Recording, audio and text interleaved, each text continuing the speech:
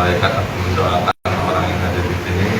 Untuk itu mari kita berdoa semoga kita selalu diberikan iman Islam hingga kita tetap semangat hadir di majelis ini.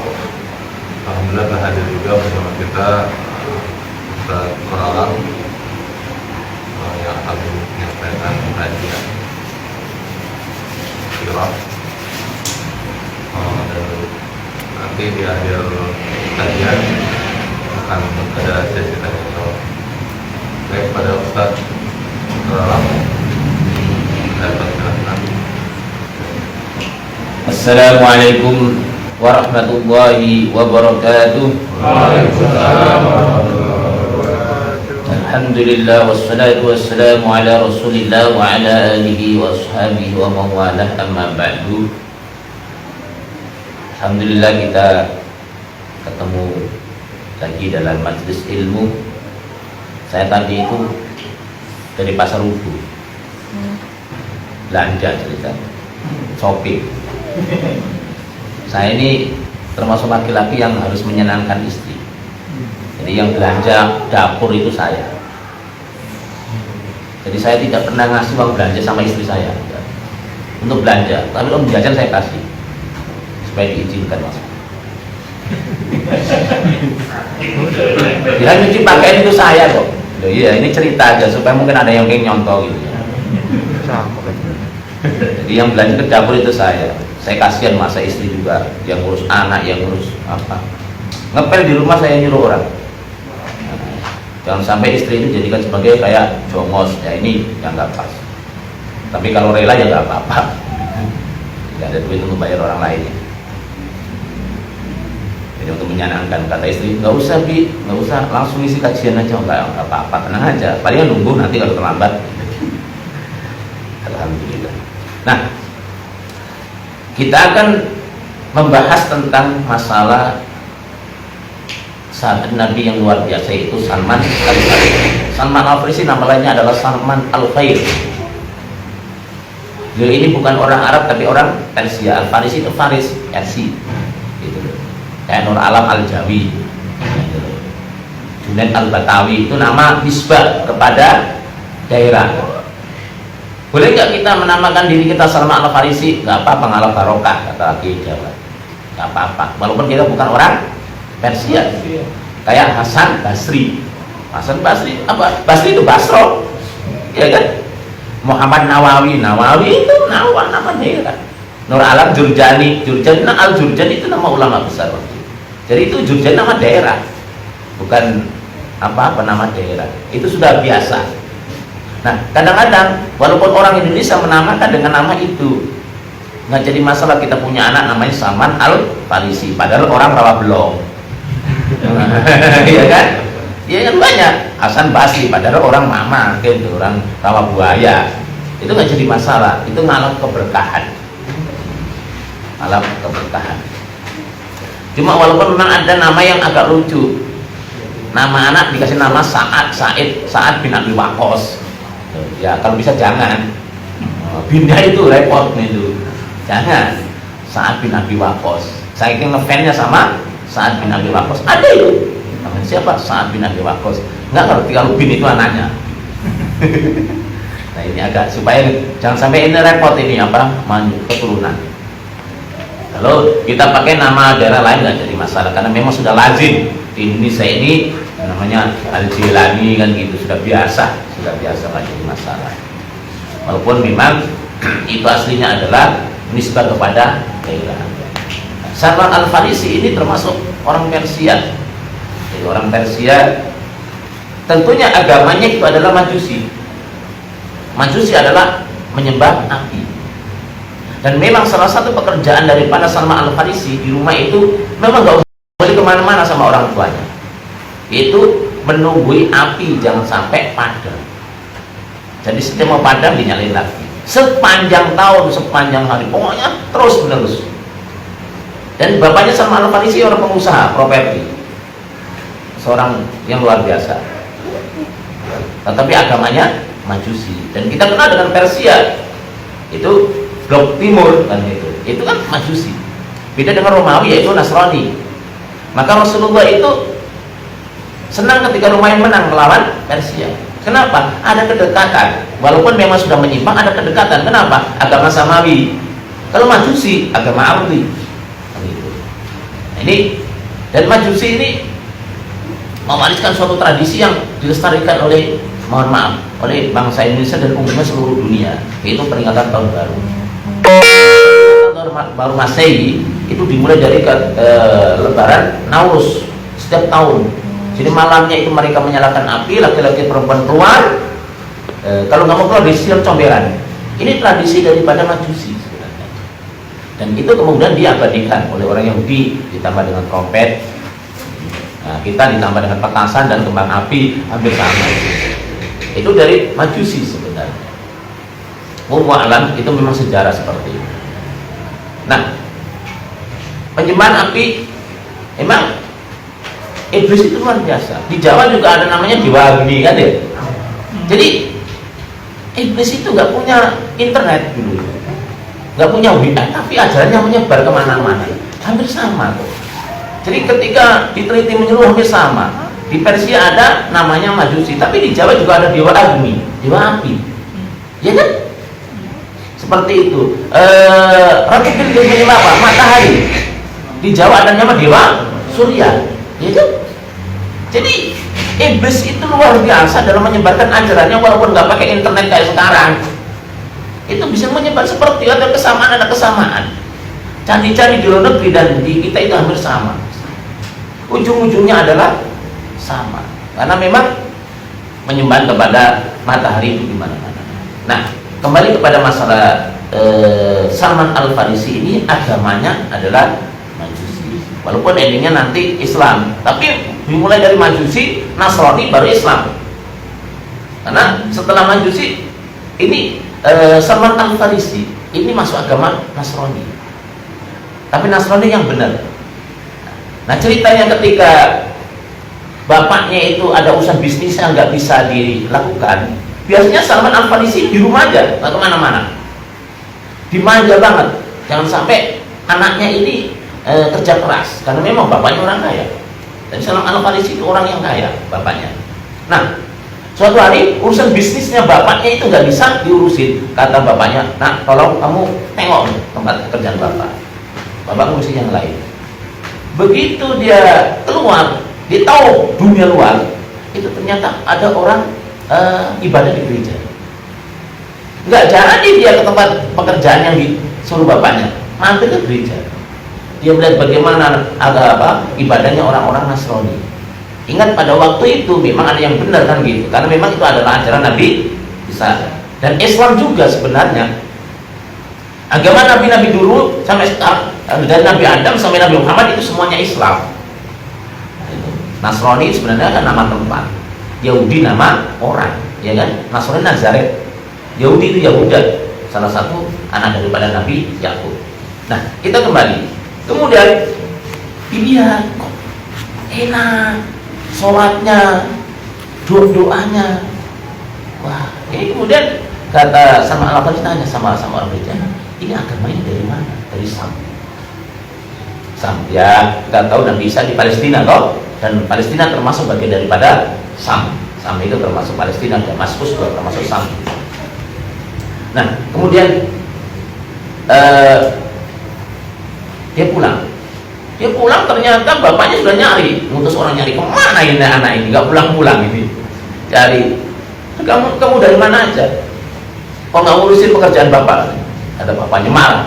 Saya tadi Pak lewat gereja, ternyata di situ ada orang beribadah kepada Tuhannya. Saya tertarik dengan agamanya. Saya ingin masuk agamanya. Kata bapaknya, itu masih kalah dengan agama nenek moyangmu. Itu agama yang batil, yang salah.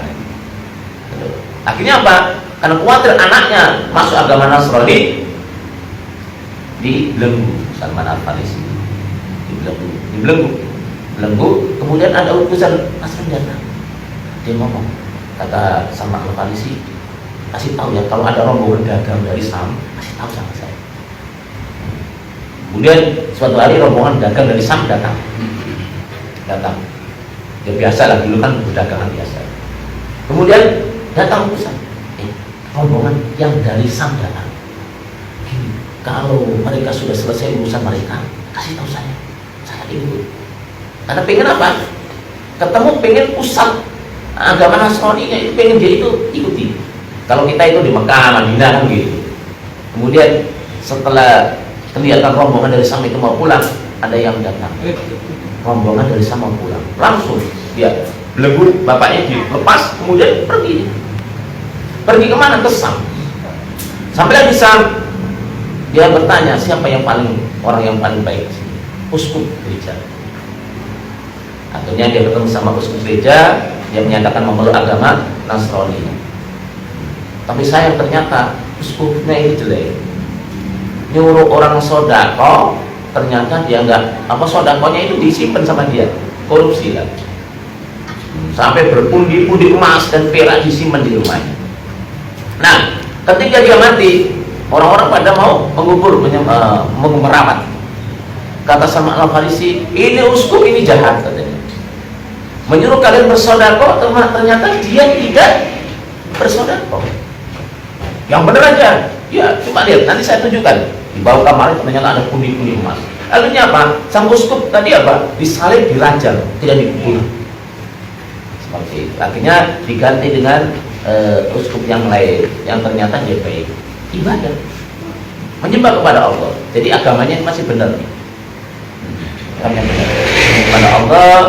Kemudian Salman Al-Farisi mendapatkan pendidikan yang bagus. Gak lama kemudian meninggal. Kata Salman Al-Farisi, kayaknya tanda-tanda engkau mau meninggal dunia. Saya ini kan orang dari jauh, ingin mendapatkan kebenaran. Nanti saya setelah engkau meninggal, saya ini berguru sama siapa? Ikut siapa? Nah, tidak ada orang yang lebih bagus daripada aku, tapi ada orang yang masih berpegang teguh pada agama yang asli. Di mana? Di Mosul. Coba kamu cari. Akhirnya meninggal betul. Setelah meninggal, cari ke Mosul. Ternyata ketemu, disampaikan wasiat daripada uskup sebelumnya, dan akhirnya diterima dengan baik sebenarnya. Mendapat pendidikan yang bagus, sebenarnya bagus juga ini. Berpegang teguh pada agamanya. Sholatnya cakep. Bahkan kata Salman Al-Farisi, sholat 5 waktunya cakep. Mau alam sholatnya di mana kita juga nggak tahu. Yang jelas itu masih bagus agamanya, karena sisa-sisa agama Nabi Isa itu masih bagus. Sebagian ya, walaupun sebagian sudah bisa. Nah, berlangsung lama, kemudian mau meninggal ini, mau meninggal dunia. Kemudian kata Salman Al-Farisi, saya ini dikasih wasiat oleh uskup sebelumnya untuk ikut engkau. Sedangkan saat ini tanda-tanda kematian akan datang kepada engkau. Kira-kira saya ini mau dikemanain? Mau ikut siapa? Adakah orang seperti engkau? Nah, di dunia ini saya tidak kenal seseorang yang masih menganut agama yang bagus, kecuali ada di Nasihin. Nah, coba kamu nanti ke sana, datang ke dia. Kemudian meninggal betul, dikubur. Nah, kemudian Salman Al-Farisi datang ke Nasihin, ketemu sama uskup, diceritakan, dan memang benar dia itu orang yang baik, enggak meninggal juga.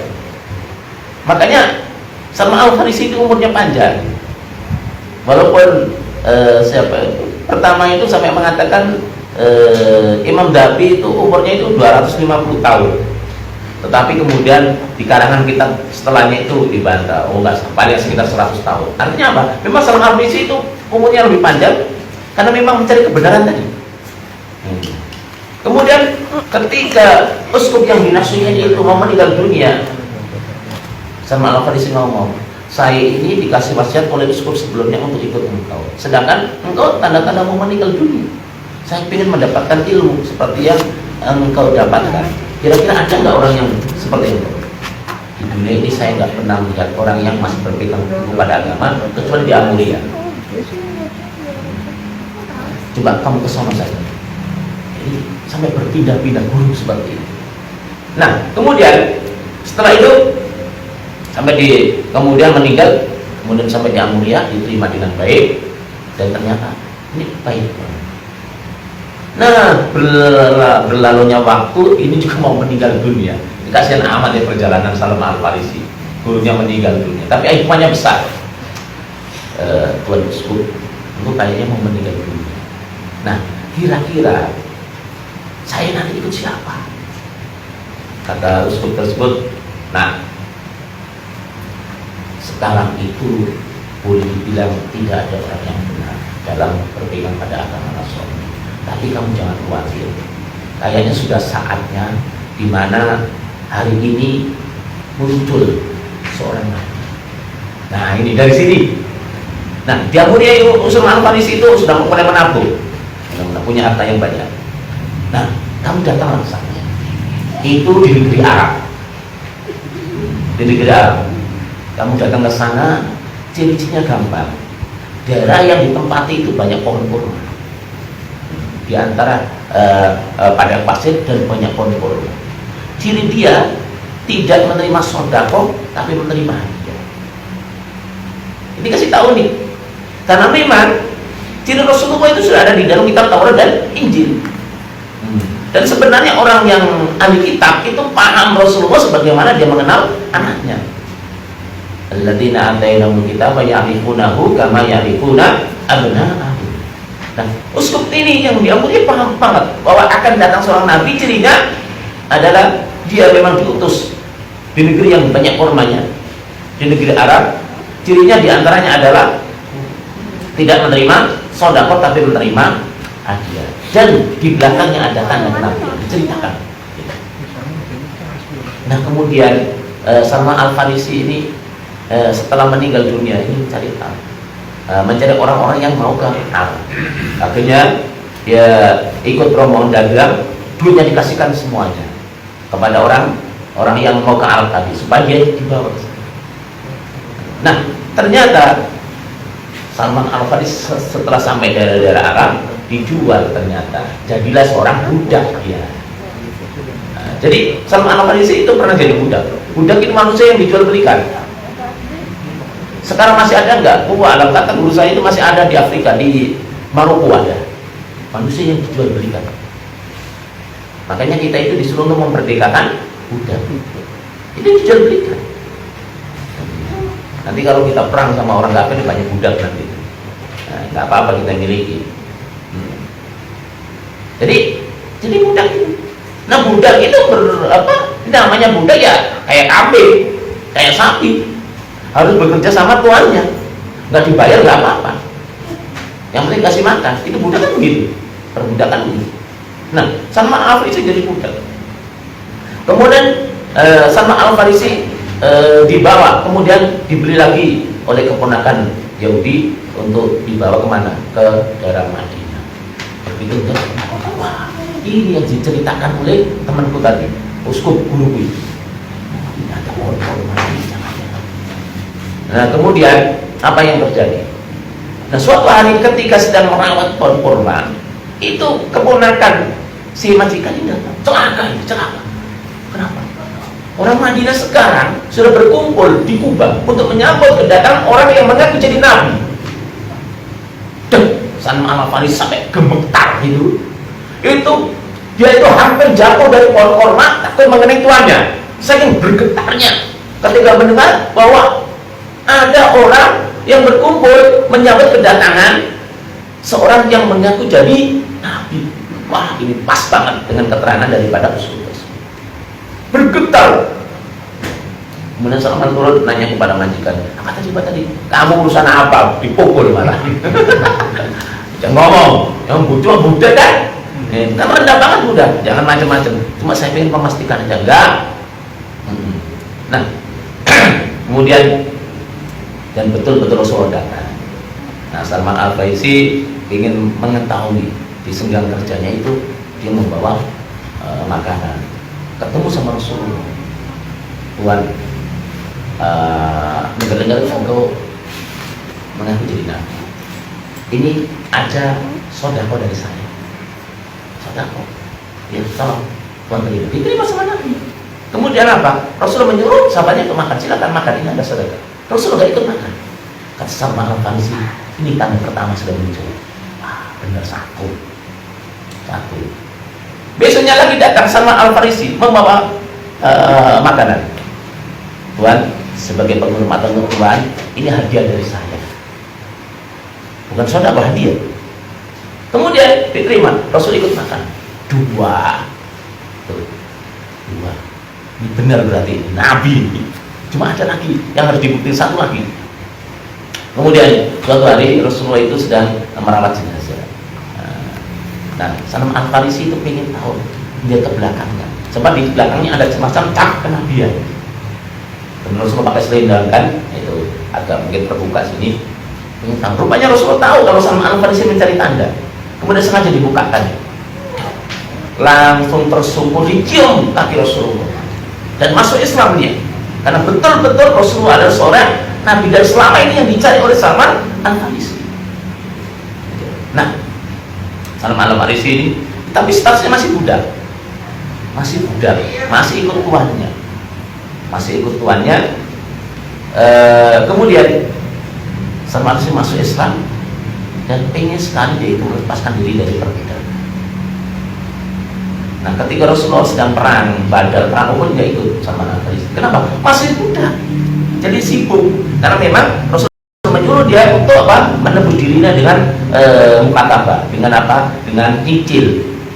Karena memang tuannya memberikan persyaratan, di antara persyaratan itu dia harus menanam pohon kurma 300 batang.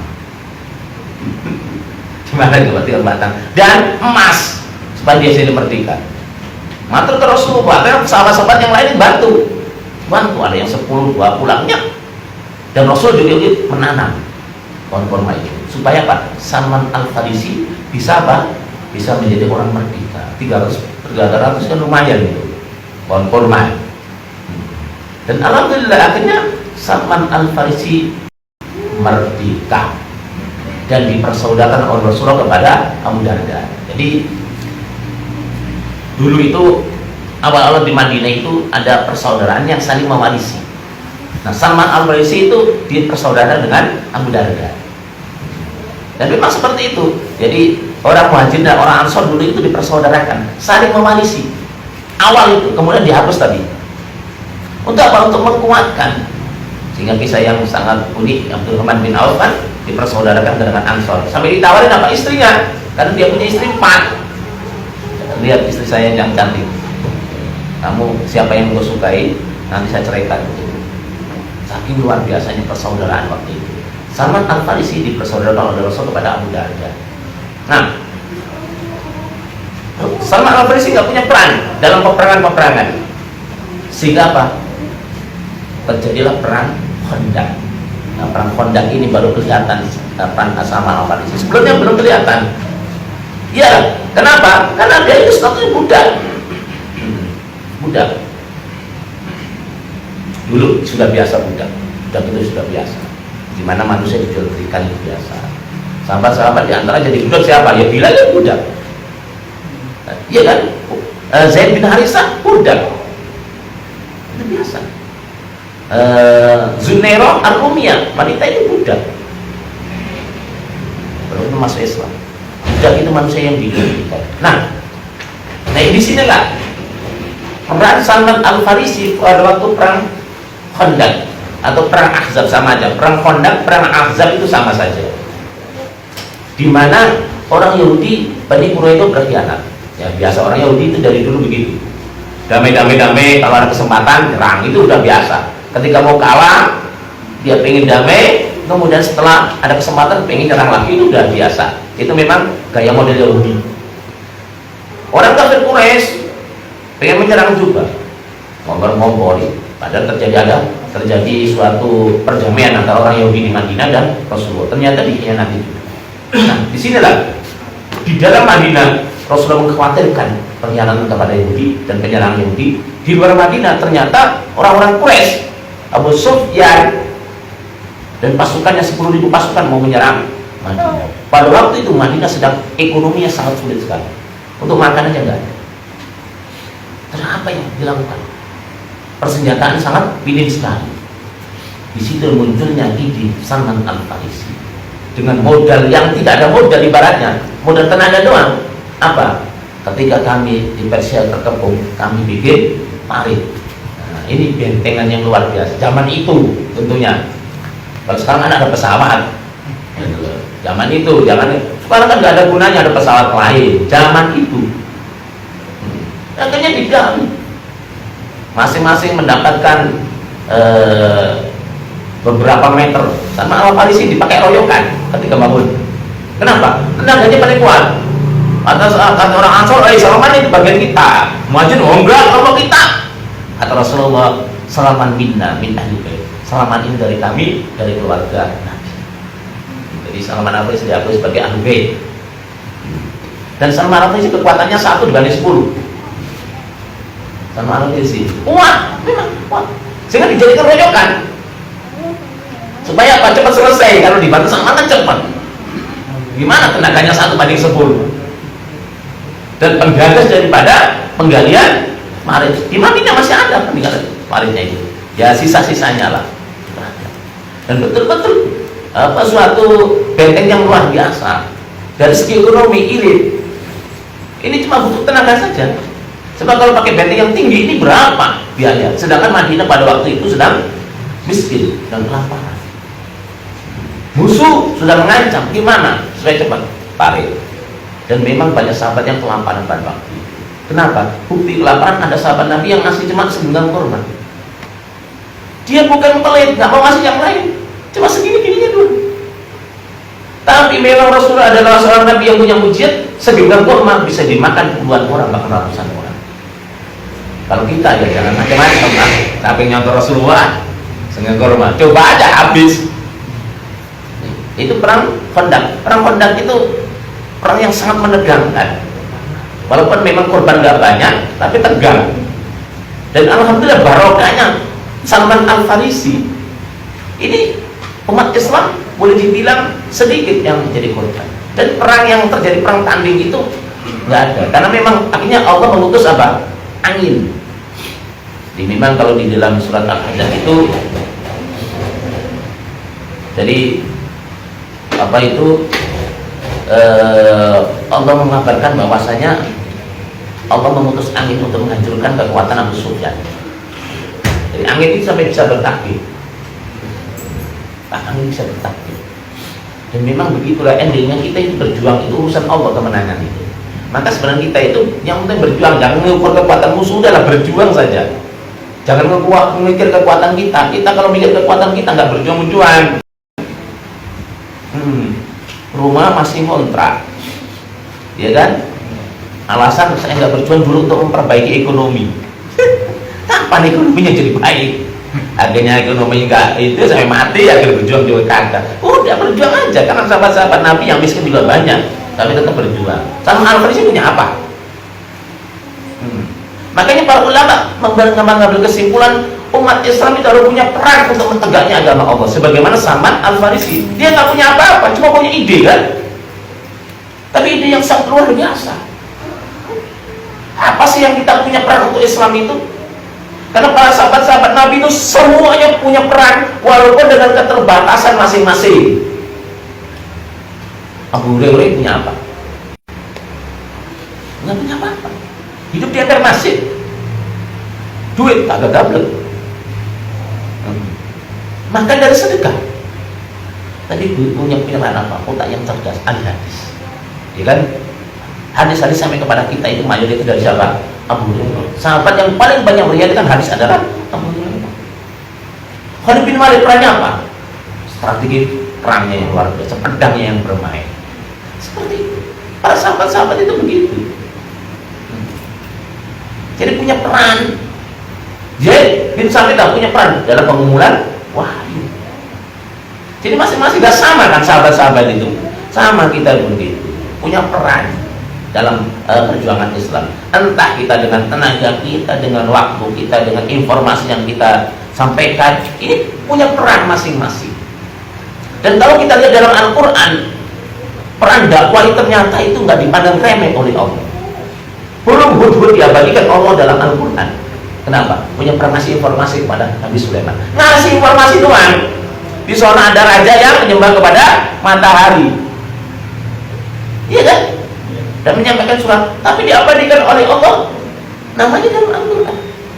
Bukan hanya itu, semut yang menyuruh rakyatnya nyinggir masuk ke dalam lubang supaya nggak diinjak oleh tentara Nabi Sulaiman, sama diabadikan oleh Allah menjadi nama surat, peran dalam dakwah. Ini siapa lagi? Anjing seorang kafir diabadikan oleh Allah dalam Al-Quran. Anjing sih, tapi punya peran, hanya ngikutin doang tuh. Muhibin kalau sekarang itu.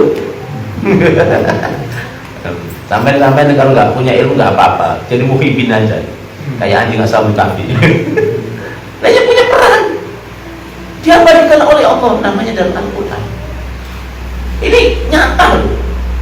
Nah, sahabat-sahabat Nabi itu punya peran yang luar biasa. Sekecil apapun peran itu nggak bisa kita remehkan. Dan ternyata sahabat-sahabat Nabi itu punya peran masing-masing. Salman Al-Farisi idenya. Teman sahabat yang lainnya peran tenaga luar biasa. Jadi Islam itu seperti itu sebenarnya. Maka sekarang itu jangan berbicara musuh uang atau tidak. Sekarang kita pikirkan peran apa yang harus kita lakukan untuk tegaknya agama Allah, untuk iqamatul din itu apa? Apa kek peran kita? Pasti punya, nggak mungkin nggak. Cuma kita mau atau tidak.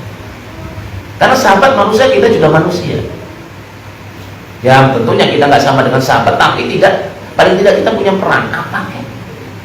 Share yang like kek, gitu loh. Itu peran juga.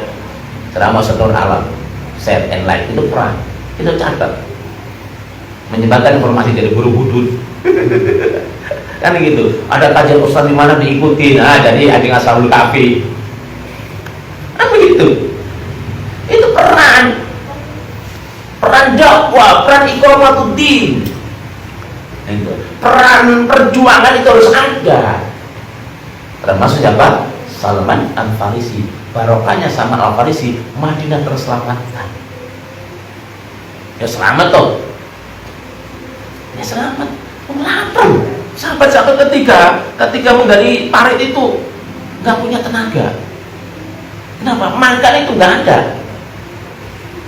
Sehingga ada sahabat Nabi yang bisa Rasulullah kata, ada sedikit makanan, ada sebatas makanan yang diundang cuma Rasulullah doang. Bukan berarti nggak mau ngasih yang lain. Rasulullah apa langsung? Ayo kita makan. Tuan rumah bingung, gemeter, ketakutan. Bukan nggak mau ngasih makan banyak, kagak ada, yang ada cuma itu doang. Apa yang terjadi? Sebelum didoain sama Rasulullah, ayo makan. Nggak habis makannya. Itu selalu proses. Di situ ada pertolongan Allah Subhanahu Wa Taala.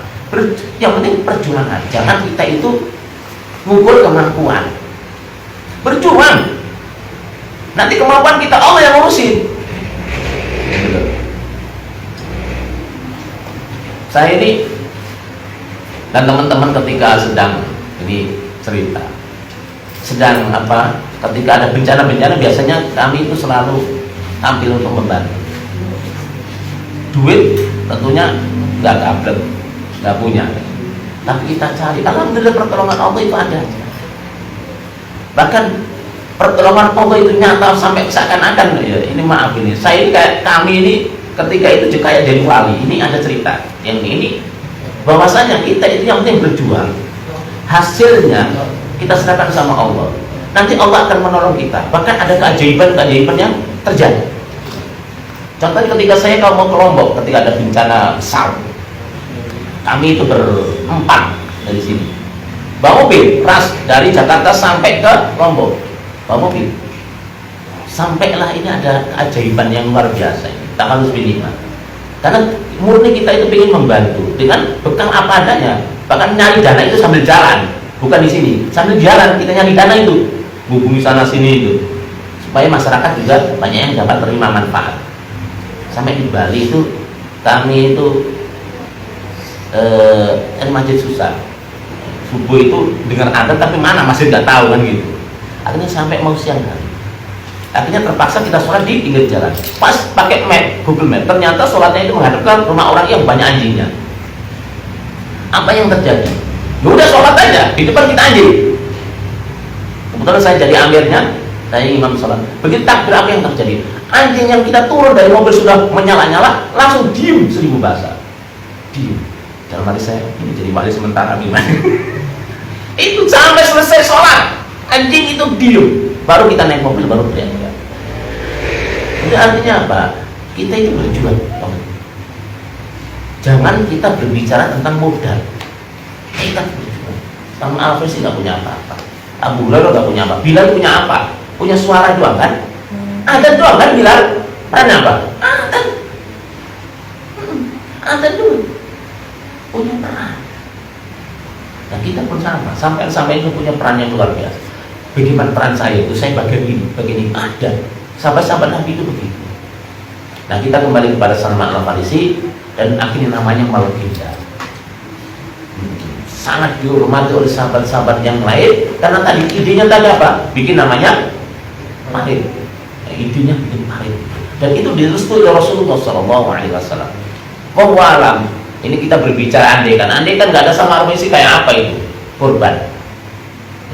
Karena pada waktu itu ekonomi sedang berantakan. Untuk makannya nggak ada, buru-buru untuk perang kan gitu. Tapi barokah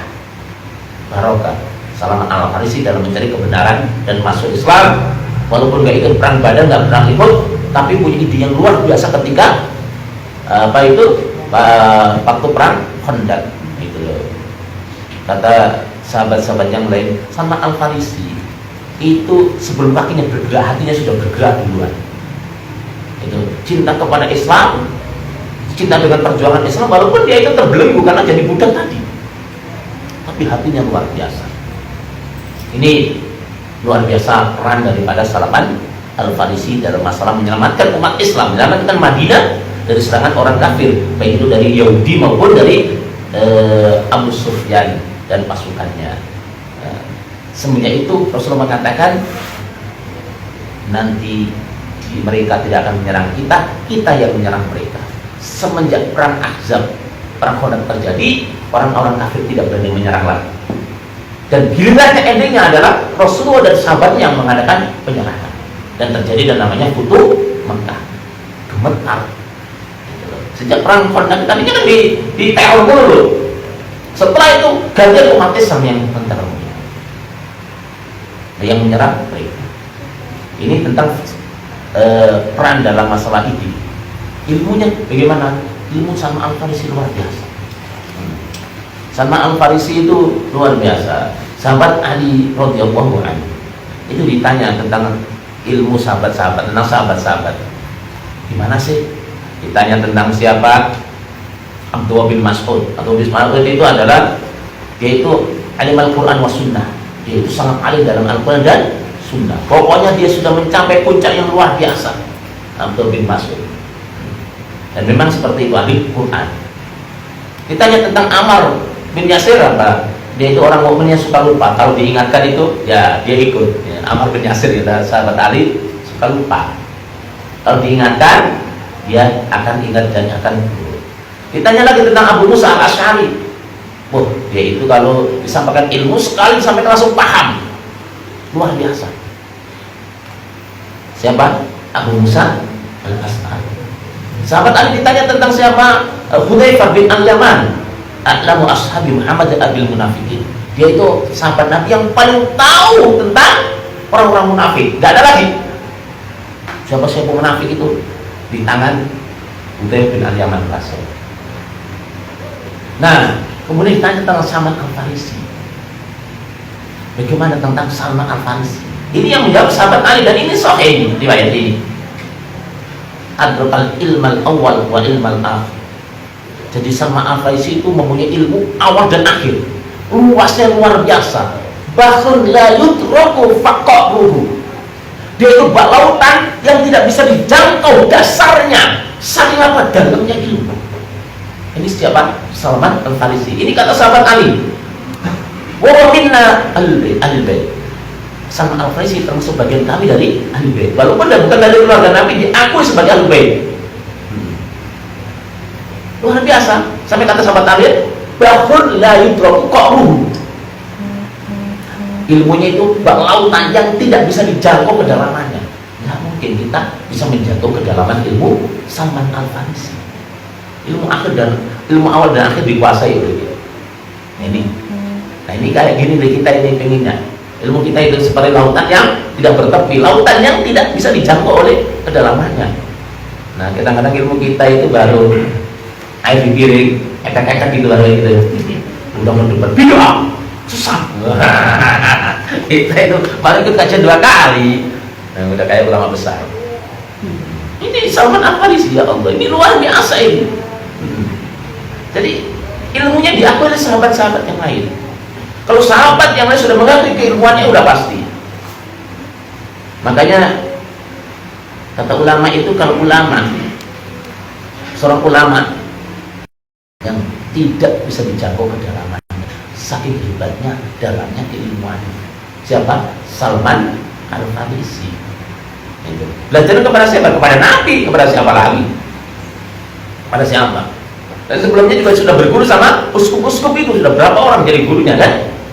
Luar biasa. Jadi melampaui sahabat-sahabat yang lain ilmu. Karena ilmu tentang masalah Taurat Injil dikuasai. Dan ia dikuasai, orang sudah berguru duluan. Kalau saya berguru sama Rasulullah SAW. Jadi kata sahabat Ali, adrakal ilmal awal wal ilmal akhir, yaitu mendapatkan ilmu awal dan akhir. Luar biasa. Siapa? Salman Al-Farisi. Tidak ada sahabat Nabi yang mendapatkan gelar seperti ini. Tidak ada. Sampai Bahrul la yudraku qa'ruhu itu tidak ada. Salman Al-Farisi hebat, walaupun bukan orang Arab kan. Karena sahabat Nabi tidak semua orang Arab. Ya bila dong bukan orang Arab kan. Bukan orang Arab. Kita juga bukan orang Arab. Dan banyak ulama-ulama yang bukan orang Arab tapi menjadi orang yang luar biasa. Indonesia ini banyak orang yang alim sebenarnya, bukan orang Arab. Syekh Nawawi Al-Bantani jadi sultan ulama Hijaz, bukan orang Arab, bukan tanah Arab. Syekh Mahmud At-Tirmizi menjadi Imam Bukhari abad 19, menjadi guru besar di Masjidil Haram, bukan orang Arab, orang Pacitan. Ya kan? Bapak Fadl itu nggak pernah ke Arab, saya pernah cerita, nggak pernah ke Arab, tapi cita rasa kitabnya secara internasional diakui, luar biasa. Bapak Fadl nggak pernah ke Arab, nggak pernah pergi ke Arab, Bapak Fadl Senawi. Jadi ilmu itu didapat siapa yang bersungguh-sungguh, seperti Salman Al-Farisi, sungguh-sungguhnya luar biasa, sampai rela jadi budak, sampai rela menjauhi dari agama, dari negerinya kan, sampai rela berpindah-pindah dari guru satu ke guru yang lain, endingnya adalah pada Rasulullah SAW. Luar biasa. Wajar kalau mendapatkan ilmu awal dan akhir, wajar mendapatkan julukan lautan yang tidak bisa dijangkau kedalaman. Salman Al-Farisi. Berapa menit? Masih lama ini, masih banyak. Nah, tadi kata Salman Al-Farisi, supaya kita apa? Jadi semangat gitu loh. Oh ternyata Salman Al-Farisi itu bukan orang Arab, tapi punya peran yang luar biasa. Kita orang Indonesia, hidup kita agak pesek dikit ya nggak apa-apa. Ya nggak apa-apa. Ulama-ulama Indonesia itu. Ya jangan masalah peseknya gitu. Ya nggak apa-apa, saya juga pesek. Tapi kita punya peran untuk tegaknya agama Allah Subhanahu wa Ta'ala. Kalau kita semangat terus seperti sama Al-Farisi, luar biasa. Bergurunya yang gak tanggung sama Al-Farisi, segala dikorbankan waktu, hartanya, dan mendapatkan ilmu yang luar biasa. Kita pun sama. Nah, cuma setelah kita dapat ilmu, jangan kita gampang memiliki kelompok lain, atau kita apa itu namanya, gampang menyesatkan, menganggap sesat kelompok lain. Kadang-kadang orang-orang yang baru ngaji-ngaji. Dan Salman Al-Farisi tawadhunya luar biasa. Beliau itu pernah ketika sudah menjadi gubernur Madain, menjadi wali. Jadi wali itu sebenarnya kalau zaman dulu, kalau sekarang itu gubernur. Tawadhunya luar biasa sama Al-Farisi. Itu jadi seorang wali gubernur. Kalau mungkin sekarang wali kota ya. Makanya ada wali Solo kan gitu. Wali Songo itu jangan dikira wali kayak bisa terbang, bawa jadi ular, bukan. Wali Songo itu punya kekuasaan. Wali Songo itu rata-rata punya prajurit. Gimana nggak punya prajurit? Sunan Giri bisa perang sama orang dari kerajaan Majapahit. Wali ya semacam wali kota gitu. Cuma punya ilmu untuk apa? untuk mensiarkan agama Islam gitu. Tapi wali diartikan wali yang lain, sekarang kan datang bawa gembolan gitu ya. Tiba-tiba ada gitu. Tidak. Wali Songo itu bukan bawa gembolan sendiri, ada utusan-utusan dari zaman era sahabat-sahabat Nabi sudah masuk ke Indonesia. Itu bukan dengan sendirinya, ada utusan dari pemerintah. Ya, waktu itu toh. Terakhir adalah dari Turki Utsmani, itu baru-baru. Sebelumnya abad ke-7 sudah ada. Muhammad I itu kan baru-baru. Era Wali Songo kan itu baru-baru ini. Tapi sebelumnya kan sudah ada. Sahabat-sahabat Nabi sudah masuk ke Indonesia. Ini ada utusan, bukan bagi gembolan sendiri. Nah, kita kembali. Salman Al-Farisi tawadhunya luar biasa ketika menjadi wali Madani. Ini cerita ada orang bawa semacam boti bukan pasang. Salman Al-Farisi kan orangnya kuat kan, gagah gitu ya.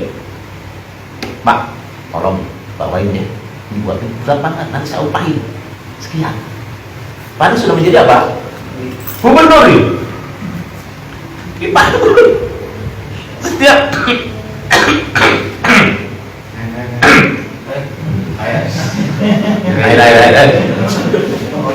Ini nggak mau kita ini.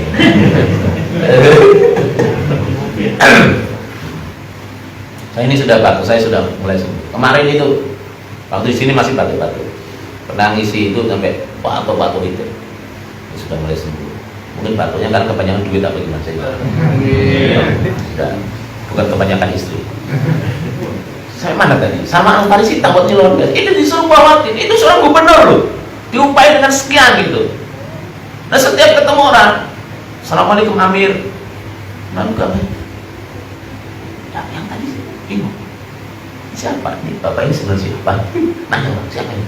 Dia kan wali negeri Madani. Wali gubernur. Wah, enggak. Biar saya yang bawa aja. Ya kayak malu kan, enak. Bahkan saya sudah janji sama engkau untuk sampai tempat dibawain sama dia. Coba itu luar biasa. Suatu hari juga ada orang yang bawa rumput untuk ternak, kan nggak kuat, akhirnya nyuruh sama Al-Farisi. Dan setiap ketemu orang Assalamualaikum, biar saya kami yang membawain katanya. Itu siapa kok dihormati orang, tapi tampangnya tampang kuli. Dia tampang kuli, sama Al-Farisi kan bersaja banget. Akhirnya apa? Dia tahu. Dia nanya siapa ini? Ini adalah sahabat Rasulullah, Salman Al-Farisi, yang ilmunya itu bahrun la yudrikuhu. Malu kan yang nyuruh. Gak apa-apa. Kamu tadi sudah ada perjanjian kok. Kalau kita gimana ya? Baru jadi ustadz dikit aja udah nanti kawan payungi ya. Iya. Walau sama Ustadz Jabir nggak dipayungi nanti. Nah ini luar biasa Salman Al-Farisi. Salman Al-Farisi pernah itu ditawarin rumah ya. Rumah seperti apa? Nggak mau dibangunin, rumahnya bagus. Jadi banyak orang sudah tahu ini Salman Al-Farisi mau nyempi. Saya bangunin rumahnya kalau kau berdiri pas sampai atap, kalau kau tidur selonjoran pas itu ruangannya segitu. Kalau itu saya mau. Salman Al-Farisi. Walaupun menjadi gubernur tetap kerja rajinan. Sebagian untuk dirinya, sebagian untuk keluarga, sebagian untuk disodakokan. Semua gajinya disodakokan semuanya. Namun dunia Salman Al-Farisi. Kalau kita engkrek baru jadi ustaz kayak begini pengen majiru. Ya, saya kan pengen punya kajiru. Nah ini Salman Al-Farisi itu nggak mau dunia gitu loh. Luar biasa. Gajinya semuanya diinfakkan. Setiap gaji itu nggak pernah diambil. Dia lebih suka makan dengan hasil kerja kerasnya sendiri. Kerja kerasnya sendiri cuma itu nggak semuanya dimakan, sebagian untuk sodako. Itu Salman Al-Farisi luar biasa. Dan pemahaman agamanya juga luar biasa, tidak hulu juga. Dia itu kan ilmunya luar biasa. Suatu hari Abu Darda itu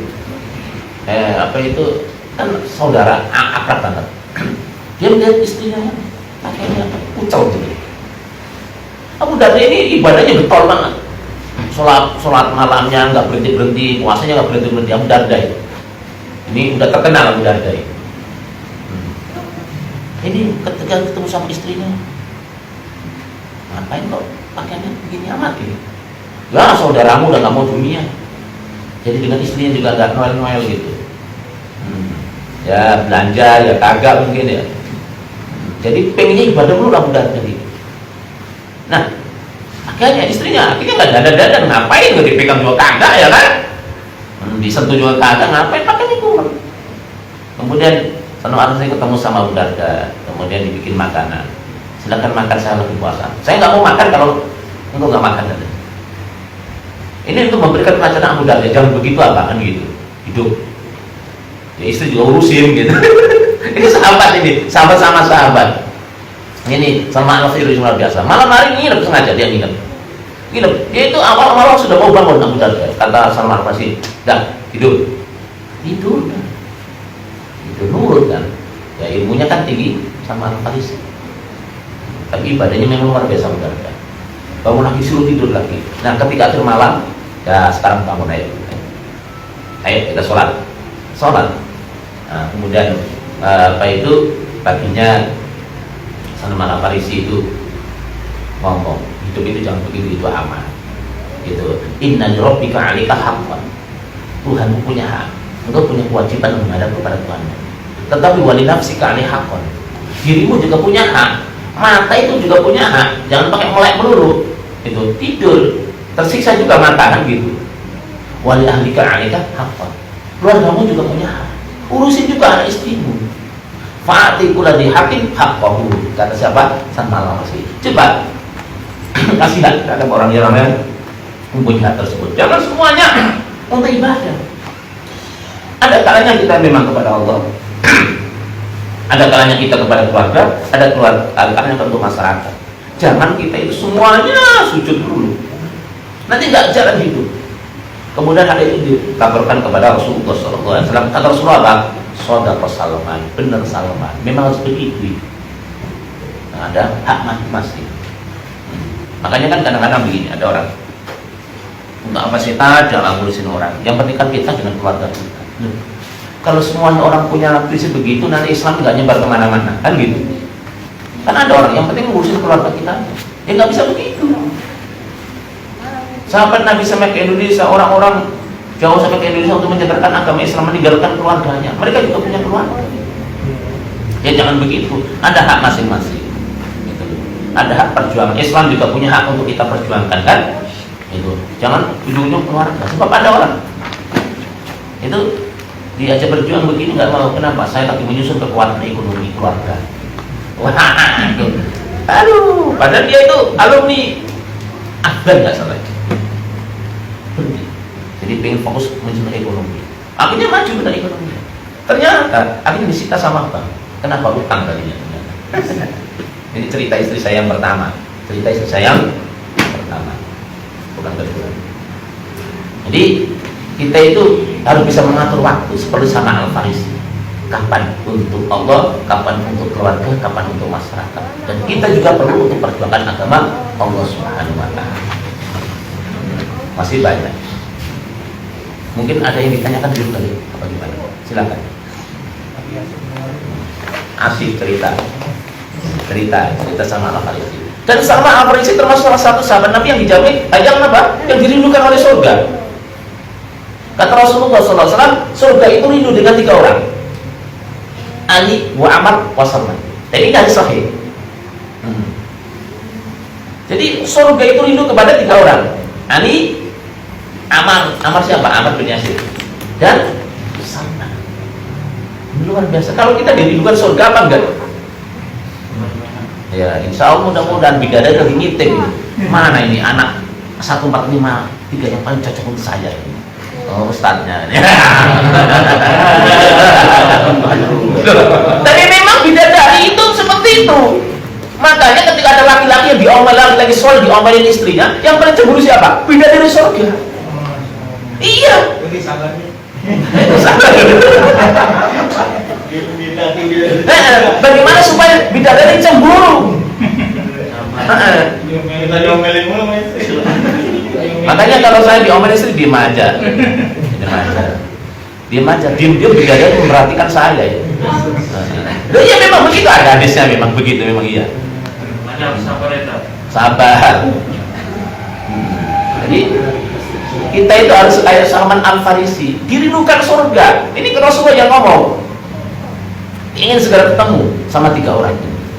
Nah kita pun bisa nggak bisa? Dimana ketika kita sudah memberikan mengarahkan kewajiban kita untuk keluarga kita, untuk anak istri kita, masih diomelin juga. Yang cemburu itu wanita surga. Dengerin ibu-ibu.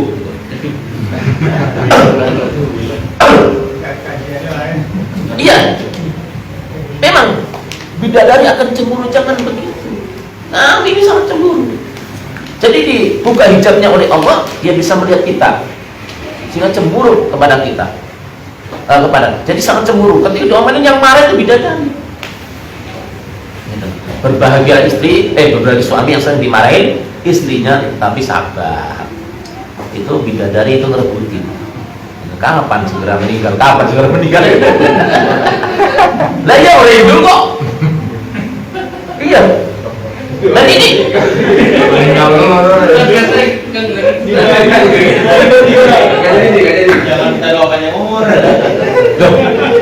memang kan ada kisah nyata, ada seorang mujahid yang mimpi kan, mimpi ternyata ketemu sama wanita-wanita cantik. Ditanya, kenal nggak sama namanya Qurratul Ain? Oh, dia itu tuan kami pelayan. Cantik-cantik begitu, kok pelayan?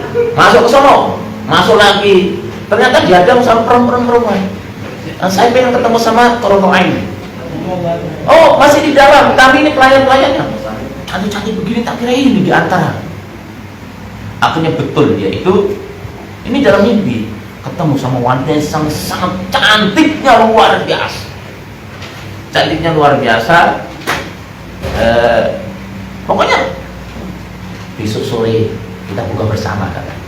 Kata si wanita tersebut ini cantiknya luar biasa. Udah langsung ditinggal pergi. Wow, dia kabakan. Kalau dia bangun, ternyata mimpi. Dia yakin bahwa dia akan syahid. Akhirnya semua disedekahkan. Kemudian apa yang terjadi? Dan betul, dia itu dalam kondisi puasa. Disuruh untuk berbuka, nggak mau. Perang artinya dia terbunuh sore hari. Tuh, dia berbuka bersama bidadari. Dirindukan oleh bidadari. Makanya anak Abu Jibril yang ketika di Suriah itu sebelum kena bom itu dandan rapi.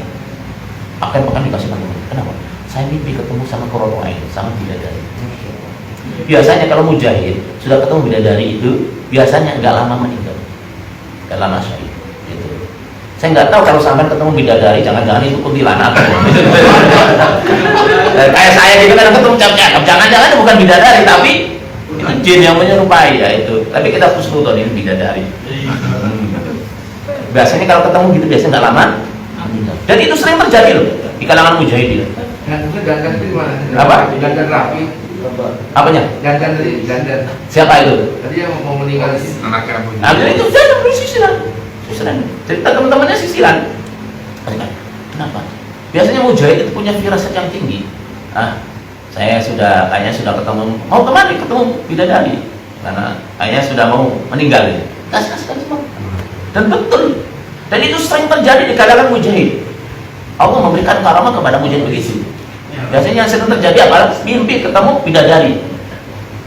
Wanita yang sangat cantik, macan, manis dan cantik. Itu luar biasa. Nah, kita itu harus begitu sebenarnya. Bagaimana bidadari surga itu merindukan? Jangan jin kuntilanak yang merindukan kita. Loh, kalau saya ini kan sering menjadi fan-nya jin, kalangan jin kan? Kita ada ustadz yang ganteng, itu bukan bidadari, jin. Tapi ini kan Salman Al-Farisi dirindukan oleh surga. Berarti bidadari surga juga rindu sama Salman Al-Farisi. Memang satu paket. Nah, di antara kita kayak begini sebenarnya potongan-potongan yang dirindukan oleh bidadari. Udah ngintip aja ini. Kayak semua ganteng-ganteng ini. Udahlah, yang mana aja boleh. Yang tua yang muda sama aja. Paling belakang dong. Paling gondrong, dia bisa nyisir. Loh, yang gondrong mana yang nggak gandeng? Tanya. Lagi di mana yang? Fauzan. Yang Amina kemudian banget ternyata salah. Pak Imam nggak nggak tahu ya kemarin kejadian waktu saya di sini, nggak tahu ya. Nggak tahu. Oh, Fauzan ya, yang aminnya gede Fauzan. Amin bu, amin. Ustaz Faik juga amin. Berarti saya yang salah ya. Tak kira saya dong. Perasaan baru 3 kali salam sudah mau witir. Semangat. Baru 3 Amin. kali salam. Nah, Witir. Baru 3 kali. ya itu kejadian. Nanti cerita. Saya sebenarnya ikut fair Ustaz Faik amin berarti benar. Saya yang salah ternyata.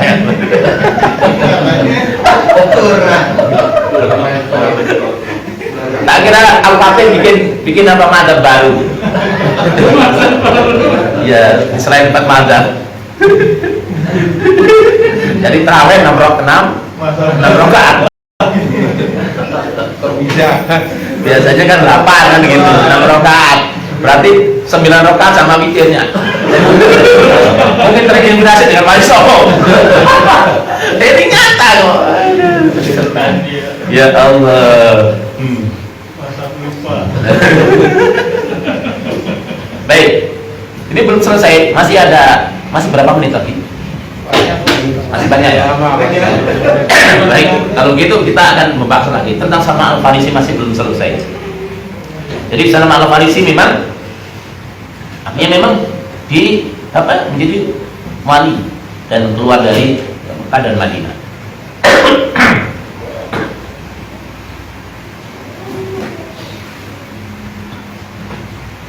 Nah, ada beberapa ucapan Salman Al-Farisi yang perlu kita jadikan patokan untuk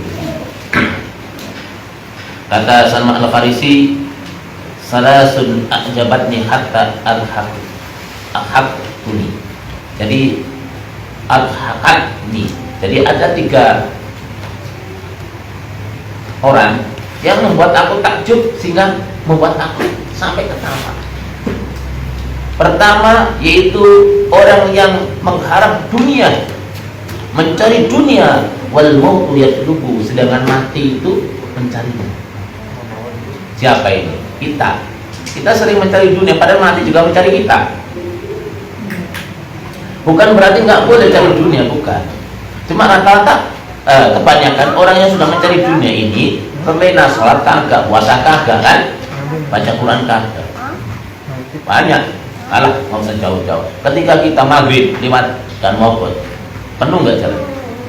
Penuh. Masjid, udah bukti banyak itu aja. Ketika ada berkumandang, warung-warung tutup nggak? Jadi ternyata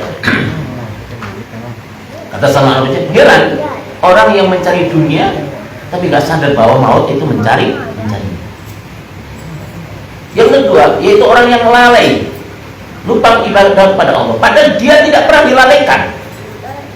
Artinya apa? Dipantau terus tingkah lakunya. Allah nggak pernah lupa, malaikat nggak pernah lupa mencatat. Pernah nggak lupa mencatat malaikat? Nggak ada.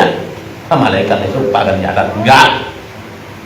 Nah, kita itu sering lupa, padahal kita nggak pernah dilupakan. Kita sering lalai zikir kepada Allah, lalai dengan baca Quran, lalai dengan tahajud, lalai ibadah. Padahal kita itu tidak pernah dilalaikan. Kita selalu dipantau, dicatat. Itu. Ini yang membuat siapa? Heran sampai bikin ketawa siapa? Salman Al-Farisi. Yang ketiga kata Salman Al-Farisi, yaitu orang yang banyak ketawa. Padahal dia itu nggak tahu Allah itu ridho kepada dia atau benci sama dia. Heran dengan orang yang banyak ketawa itu. Allah canda dulu. Padahal dia tahu nggak dia Allah ridho apa enggak? Heran dengan orang begitu, heran. Ini termasuk takjubnya Salman Al-Farisi, yaitu 3, yaitu orang mencari dunia sedangkan kematian mencarinya. Oh, yang selanjutnya, yang kedua yaitu orang yang lalai ibadah kepada Allah padahal dia tidak pernah dilupakan. Yang ketiga, dia melihat orang yang banyak ketawa padahal dia nggak tahu Allah itu atau. Ini yang membuat Salman Al-Farisi takjub sampai pengen ketawa. Lucu orang begitu, dianggap lucu. Tapi kata Salman Al-Farisi juga ada 3 yang membuat saya bersedih sampai saya menangis. Tadi kan saya membuat dia ketawa karena lucu. Orang-orang kayak kita yang dianggap lucu mungkin. Mencari dunia dan mati pada kematian mencari kita, itu lucu. Nah, ada 3 yang membuat saya bersedih sampai saya menangis. Pertama apa? Firaqu Muhammadin wa hizbihi, yaitu berpisahnya dengan Nabi Muhammad dan sahabat-sahabat. Iyalah, bencana terbesar adalah meninggalnya Nabi Muhammad. Ya iya, emang dia bersedih, sehingga ketika Rasulullah meninggal itu Madinah itu kayak gelapnya luar biasa. Iya, karena cahayanya ada Rasulullah SAW. Jadi orang pada sedih semuanya. Tidak ada untuk bertanya lagi lah. Wahyu sudah terputus toh. Nabi sudah tidak ada lagi. Yang selanjutnya, yang membuat saya menangis itu adalah apa? Hura-hura, huru-hara, fitnah-fitnah. Luar kiamat, fitnah-fitnah yang terjadi. Termasuk fitnah Dajjal, dan fitnah Dajjal sudah dimulai sekarang. Dajjal itu saat ini kan belum muncul, tapi fitnahnya sudah muncul. Nah, kenapa kita sampai disuruh doa wa min syarri fitnatil masih Dajjal? Karena fitnahnya sekarang masih ada. Kebenaran jadi kebatilan, kebatilan jadi kebenaran, ya kan? Yang salah tertawa, yang benar dipenjara. Ini sudah mulai. Nggak tahu di negeri mana udah mulai. Ulama-ulama yang menegakkan kebenaran dicurigai. Orang-orang yang maksiat dilindungi. Ini sudah mulai. Ini ideologi Dajjal ini. Dajjal kan begitu kan? Api sebenarnya adalah air, air adalah api. Itu Dajjal. Ini termasuk kekacauan-kekacauan. Ini yang sangat membuat Salman Al-Farisi bersedih. Kan begitu. Orang benar dianggap pembohong, pembohong dianggap benar. Kan begitu. Orang yang sangat bagus dalam memimpin disingkirkan, yang tidak bagus diangkat. Ini fitnah. Ini termasuk huru-hara yang terjadi menjelang hari kiamat yang luar biasa. Sehingga sampai dasarnya huru-hara nanti ada orang lihat kuburan itu coba andaikan itu ada tempat saya. Kenapa? Saking pengennya dia meninggal, saking beratnya penderitaan. Iya loh, penderitaan yang luar biasa. Itu yang membuat Salman Al-Farisi apa? Sangat bersedih. Dan yang membuat saya bersedih, saya menangis adalah ketika saya berdiri kepada Allah Subhanahu, di hadapan Allah Subhanahu wa taala. Kira saya nggak tahu kemana, ke surga atau ke neraka. Ini membuat Salman Al-Farisi bersedih. Berdiri di mahsyar yang nggak tahu kapan, sampai kapan kita itu berdiri nanti. Tentunya lama. Ya lama, berdiri di mahsyar itu jangan dikira sebentar, lama. Tahunan. Entah berapa ribu tahun kita juga nggak tahu. Masa kita tinggal nanti lihat aja buktikan. Lah ya orang sampai cari Nabi Adam kok supaya dikasih syafaat toh. Iya kan? Saking lama berdiri tersiksa sampai teriak segera dihisap, itu belum dihisap itu. Walaupun masuk neraka enggak apa-apa. Itu. Sampai mencari Nabi Adam. Untuk supaya ditolong, nggak bisa juga Nabi Adam. Nyari nabi-nabi itu nggak bisa juga. Lama berdiri di mahsyar. Salman Al-Farisi membayangkan gitu, bagaimana kalau kita berdiri di mahsyar, kita kan nggak tahu tuh ke surga apa neraka. Padahal Rasul sudah mengatakan surga itu rindu kepada 3 orang. Sahabat-sahabat Nabi itu walaupun dijamin masuk surga, itu tetap banyak menangis. Umar bin Khattab kan dijamin masuk surga. Mendengar ayat tentang kiamat, pingsan. Abdurrahman bin Auf itu dijamin masuk surga, tapi banyak menangis ketika malam hari minta ampun kepada Allah. Kita itu gak dijamin. Nah, kita itu gak dijamin. Bangun tidur lihat HP, pasang status. Ngaji tetapi. Apa? Ngaji tetapi juga. Oh iya. Jadi kita ini nggak dijamin. Sahabat-sahabat Nabi kan banyak dijamin masuk surga, termasuk Salman Al-Farisi. Tapi banyak menangis kepada Allah, banyak takut sama Allah. Nah kita itu nggak ada takutnya, nggak ada yang jamin padahal.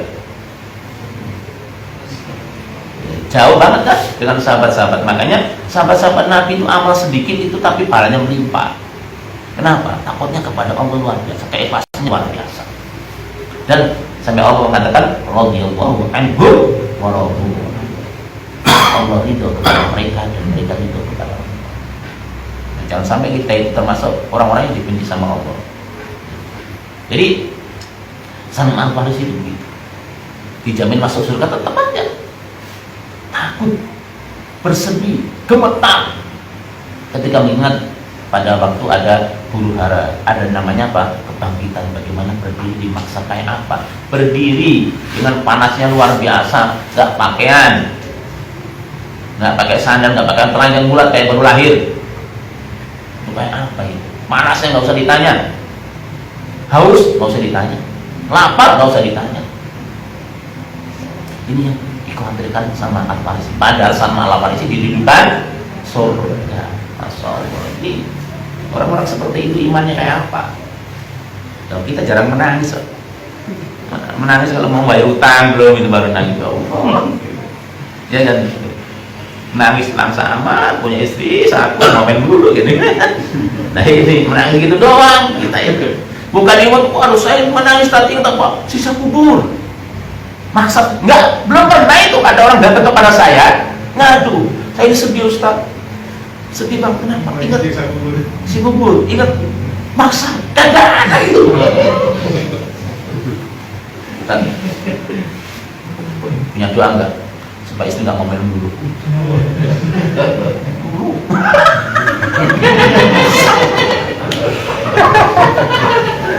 Ada yang bahagia. Nah, banyak itu orang yang curhat begitu. Ada yang begitu, macam-macam.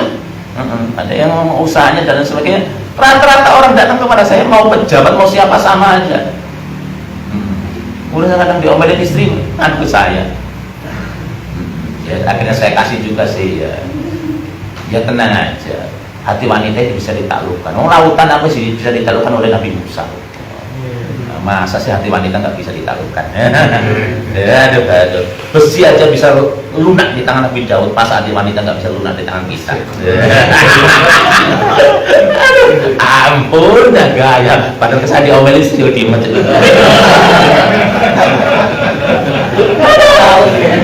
Tangan kiri. Kalau saya sudah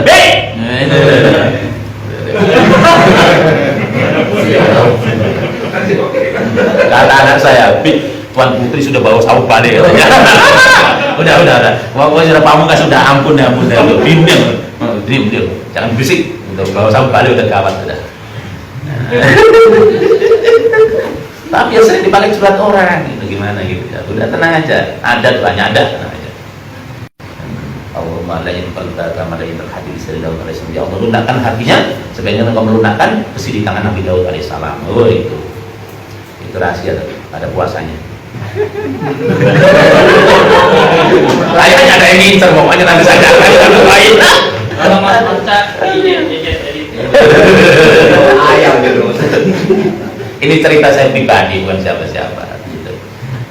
Mana tadi ya? Aduh. Sering ngomel. Ya, takutnya gitu kan. Kita takut ngenes sama Allah. Kau tidak amat jodoh saya ini. Potongan pas-pasan lagi begini lagi. Mobilnya bukan baik, tajam banget gitu. Biasa aja. Kadang-kadang memang ibu datang juga curhat juga. Suaminya suka begitu kan. Gimana? Mau cerai gimana? Enggak usah cerai gitu. Cerai yang nggak dapat ya cari. Macam-macam. Ada duanya enggak? Ada. Pada kira-kira doang saja. Yang penting kan yang penting dikasih kegembiraan, ya, dikasih keyakinan ya kaca ini. Tapi memang benar sering begitu. Beda untuk melunak. Kadang-kadang suka begitu bang. Suka saya. Tenang aja. Ya tenang aja. Bukan masalah itu datang ke rumah. Nah kita ini cerita sama Al-Farisi dengan apa jadi cerita tentang itu ya. Jadi Salman Al-Farisi itu punya nasihat-nasihat yang luar biasa. Nah, bahkan orang Islam itu dianggap apa? Seperti apa? Seperti orang yang sakit. Orang sakit kan ada dokter. Ketika pengen apa-apa, dokter yang larang, berarti itu adalah bahaya. Kan gitu, untuk penyakitnya. Sama Allah juga gitu. Allah melarang kita makan itu. Allah melarang begini, itu berarti ada manfaatnya untuk kita. Itu ibarat daripada Salman Al-Farisi. Maka ketika ada larangan Allah, ya jangan dilakukan. Jangan diterjang. Kenapa? Kalau dilakukan itu nanti bahaya untuk kita. Apapun perintah Allah, seberat apapun kita lakukan, karena itu pasti ada manfaatnya. Karena Allah lebih tahu tentang kemaslahatan untuk kita daripada kita sendiri. Itu loh. Yang namanya khamar ya haram, jangan dilakukan. Itu loh. Zina ya jangan, karena itu memang bahaya. Seperti itu. Tapi kalau dilakukan ya kerusakan ya. Maka aturan Allah harus kita pakai. Sebagaimana orang sakit mengikuti aturan dokter kan begitu. Mau kita dengan dokter aja patuh sama Allah kagak. Gimana? Kadang-kadang orang yang sakit kan patuh banget sama dokter. Suruh minum pagi-pagi minum. Nah, ini sekian ukurannya ikut. Bila Om nyuruh aja susah banget. Sholat tarawih berapa 8 jadi 6.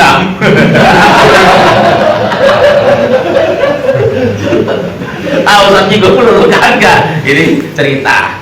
Itu cerita zaman bahala. Tapi ya nggak apa-apa itu. Tapi ujungnya 8 juga toh. Pak Budi nggak tahu serunya zaman itu.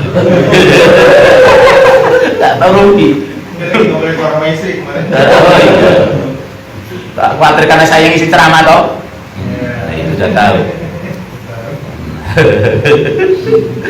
Ya mudah-mudahan kita termasuk orang-orang yang didudukan oleh surga, didudukan oleh bidadari, dan mudah-mudahan kita ini punya peran seperti Salman Al-Farisi. Jangan menganggap peran kita sedikit, udah, yang penting kita punya peran. Jangan sampai kita nggak punya peran sama sekali. Mungkin dengan harta kita, dengan ilmu kita, dengan waktu kita, dengan apapun yang kita miliki, dan tenaga kita harus punya peran. Minimal juga kita hadir di kajian-kajian seperti ini juga, ini namanya peran. Iya kan? Semangat ustaz dakwah, tapi kalau nggak ada jamaahnya, saudara semuanya. Berapa orang tak yang hadir? Nggak ada. YouTube yang nonton nggak ada. Nonton apa kan begitu? Termasuk yang hadir gini ini muhibin. Makanya kan Rasulullah ketika ada orang Badui tanya kapan itu kiamat, itu Rasulullah apa yang lu siapkan? Kata orang Badui, saya ini nggak punya persiapan apa-apa. Saya ini cuma cinta kepada Allah dan Rasulnya. Apa kata Rasulullah? Engkau bersama yang engkau cintai. Anta ma'aman ahtabta. Itu para muhibin. Itu. Jadi kita ngefans sama siapa? Kita akan kumpul. Ujungnya pasti kita akan ikut. Entah di ekor yang paling belakang. Yang penting kan ikut. Emang begitu. Itu loh. Misalnya kita ngomong enak, misalnya saya nih, ya di mana? Kan lama ini ikut pengajian dong, itu pasti ikut di belakang saya. Kumpul bersama orang-orang soleh misalnya ini, kita ngomong enak ini, seperti itu. Memang gitu. Iya, kan di surga gitu. Ngumpul, ikut. Itu hadis Rasulullah, nggak mungkin bohong. Jadi endingnya para pemirsa, orang yang hadir di masjid ini, walaupun dia nggak punya ilmu tinggi, itu pasti masuk. Ya, itu namanya punya peran gitu loh. Ya, kalau yang recokin lain lagi, yang recokin lain lagi. Tapi kita punya peran, itu termasuk peran. Hadirnya di sini itu punya peran juga. Makanya kan kenapa Allah itu sampai bicara tentang berebut semut itu supaya kita itu apa? Kita punya peran dalam urusan dakwah, dalam urusan iqamahuddin, walaupun sekecil apa, seperti semut, berhudud dan anjing ashabul. Itu peran itu. Apa coba? Ya, apa yang dilakukan oleh adik Ashabul Kahfi? Itu doang kok. Tapi peran. Semut apa? Peran. Berhudud. Cuma gitu doang. Masa kita yang sudah berjuang mati-mati siang dan malam, masa nggak ikut ke surga? Nah, begitu aja. Nah, mudah-mudahan dari sini kita bisa mengambil pelajaran. Mungkin ada yang ditanyakan kali. Tapi bicara tentang ini ya, jangan yang lain. Ya, saya tak boleh. Ya, silakan Pak. Assalamualaikum warahmatullahi wabarakatuh. Bisa ditambahkan riwayat untuk lebar dan panjang parit yang dibuat itu Ustaz, yang telah diterangkan, mungkin bisa kita bayangkan gitu luas ilustrasinya lah. Kemudian yang kedua tentang padang mahsyar itu juga ada hadis yang mengatakan bahwa ada 7 golongan yang akan dinaungi. Nah, ini kita ingin menjadi salah satu dari 7 golongan itu yang mendapat naungan di padang mahsyar. Mungkin Ustaz bisa sedikit menggambarkan profil dari orang-orang yang mendapat naungan daripada masyarakat? Terima kasih. Untuk parit saya lupa itu, tapi memang setiap 10 orang sahabat itu mendapatkan bagian 40 hasta. Setiap sahabat mendapatkan bagian 40 hasta. Alam saya belum lupa dengan sejarahnya itu seperti itu. Jadi setiap sahabat itu 10 sahabat mendapatkan dapat naungan di maksar. Itu banyak. Di antaranya kalau dilihat dari hadis Rasulullah itu adalah ada 7 golongan, yaitu pemimpinnya adil. Jadi imam adil itu yang pertama. Iya, itu termasuk bagian yang mendapat naungan. Karena memang itu penting naungan, karena ada orang sampai berkeringat-keringat, ada yang sampai lutut, pusar, telinga, bahkan ada yang tenggelam oleh keringat. Kan gitu adem. Tenggelam keringat itu bukan adem, panas. Sebagaimana kita kalau kita di terik matahari kan berkeringat, saking panasnya. Di antaranya orang adalah orang yang hatinya terpaut dengan masjid. Qalbu mu'allaqun bil masjid. Nah, kita ini model gitu doang tuh. Model gitu doang. Itu dijamin itu hadis sahih kok. Makanya kalau kita maaf harta kagak ada, ilmu ya pas-pasan. Ya hati kita pautan dengan masjid. Jadi yang kita inginkan apa? Kapan azan, begitu. Makanya ada cerita.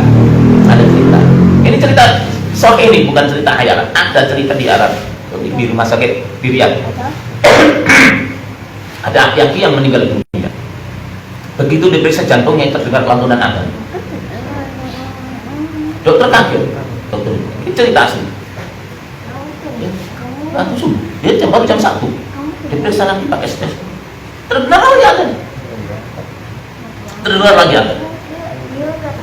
Sehingga apa? Berkali-kali begitu.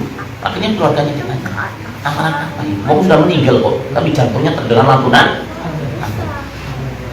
Apa kata anaknya? Bapak saya ini paling lambat 15 menit sebelum azan sudah di masjid. Kita jadi masbuk. Ya saya pribadi lah bukan. Kalau sampai wow, sampai ini setengah jam. Setengah jam. Kalau saya ini ya sudah jadi masbuk. Tuh. Dan amalan bapak saya itu sampai meninggal itu setiap 3 hari sekali khatmul Quran 30 juz. Jantungnya terdengar aneh. Karena hatinya mu'allaqun bil masjid, terpaut dengan masjid. Itu termasuk bagian dari antara yang mendapatkan naungan dari Allah Subhanahu wa taala. Terus di antaranya siapa? Ya orang yang bersedekah. Yang kanannya bersedekah, kirinya nggak tahu. Saya apa saya ikhlas. Di antara siapa orang yang apa? Yaitu orang yang pemuda yang nasab, jadi tumbuhnya itu ibadah dulu. Nah ini yang pemuda-pemuda ya ini. Hidupnya itu beribadah. Itu termasuk model ibadah. Pemuda yang sibuk dengan ibadah. Di tengah-tengah banyak pemuda-pemuda yang narkoba dan lain-lain, dia sibuk ibadah. Ya sholat raweh gitu lah. Di antaranya itu kan ibadah bentuknya. Ngaji kayak gini ibadah. Ini termasuk sampai masuk dalam hadis ini. Memuda, kan masih muda-muda loh. Ya masih muda-muda, saya juga masih muda. Nah, di antaranya apa? Orang yang digoda wanita, yang punya kecantikan dan pangkat sosial, dia mengatakan ini Allah, saya takut kepada Allah. Karena digoda untuk maksiat, kalau digoda untuk apa? Nikah lain.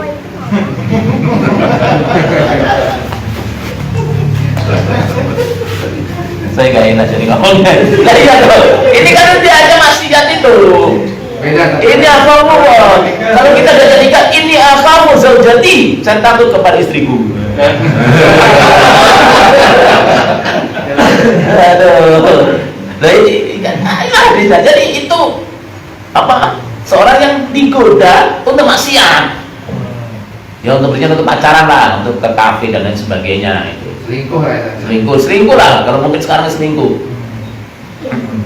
Itu loh. Bagaimana kalau Ustaz, saya ini janda punya 2 anak yatim. Saya takut fitnah tolong Ustaz, kalau engkau mau silakan rawat anak saya, juga saya. Pasti oke. Kira-kira itu godaan maksiat apa enggak? Ya. Enggak, kenapa enggak berani? Takut istri.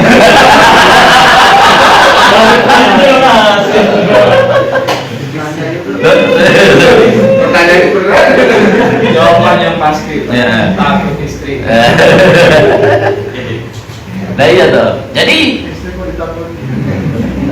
ini homo itu bukan berarti nikah, bukan. Diajak maksiat, diajak berzina, selingkuh lah gitu. Itu. Dan itu memang yang sering terjadi zaman sekarang. Dia laki-laki itu ngontrak, nggak punya apa-apa. Terus dia ngajak maksiat itu adalah wanita cantik, bintang film, punya mobil, harta melimpah, makannya tinggi. Itu kan godaan berat tuh. Keren kan, diajak foto baru udah keren banget. Minta apa dikasih, itu berat loh. Tapi dia mengatakan ini akhafullah. Ini ada cerita ini cerita nyata ini, sampai ditulis oleh saya Mahmud Al-Misr dalam kitab Sa'wasa. Kitabnya Sa'wasa, ada kitab ini. Saya punya bahasa Arabnya, sudah diterjemahkan sama Ustadz Abu Somad. Ini cerita, ini kisah yang sangat unik sekali, betapa dia itu takut sama Allah, benar-benar. Nah, di Mesir, ini kisah di Mesir. Di Mesir itu para mahasiswi atau siswi putri itu mahasiswa lagi mengadakan suatu penelitian tentang benda-benda peninggalan zaman kuno di daerah terpencil. Nah, rupanya ada wanita yang asik dengan penelitiannya. Saking bagus, cakep banget. Jadi ini yang saya cari nih, diteliti peninggalan benda-benda kuno kan. Saking asiknya, tanpa terasa ternyata teman-temannya sudah pulang. Nah, rupanya teman-temannya juga dikira sudah ikut dia pulang. Pas dia sampai ke tempat kumpul-kumpul, gak ada, ternyata gak ada.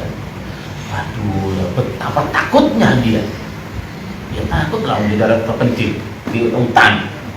Akhirnya jalan, akhirnya ketemu di gubuk. Ternyata ada seorang pemuda. Bang, kenal nggak jalan menuju ke kota gitu? Wah, adik ini lagi tersesat. Adik ke utara, kotanya ke selatan. Sedangkan itu sudah menjelang maghrib. Gini aja nih, nginep aja di rumah saya. Nginep. Bahaya, nanti bahaya. Nginep di tempat saya. Ini pemuda yang pusat kampung. Nginep. Kan bukan masalah. Habis gimana? Darurat kan? Kalau dia sampai jalan kan lebih berbahaya lagi dong. Nginep. Nah, rupanya nginep. Dia tidur sebelah. Rupanya si pemuda ini di pojokan sambil baca buku malam. Di depannya lampu kan. Wanita itu ketakutan juga. Dia pura-pura dulu gak tidur, lihatin apa yang dilakukan pemuda. Nah, rupanya pemuda ini aneh. Baca buku, terus ditutup, terus jarinya dibakar. Baca buku, bakar. Ketakutan itu wanita. Jangan-jangan orang stres, orang gila. Aneh. Udah, tapi ya udah gimana? Nggak bisa tidur. Akhirnya setelah pagi diantar sampai ke tempat penyeberangan bis, diantar pulang. Sampai di rumah dia cerita sama bapaknya, kemana aja untuk kamu ini, cerita.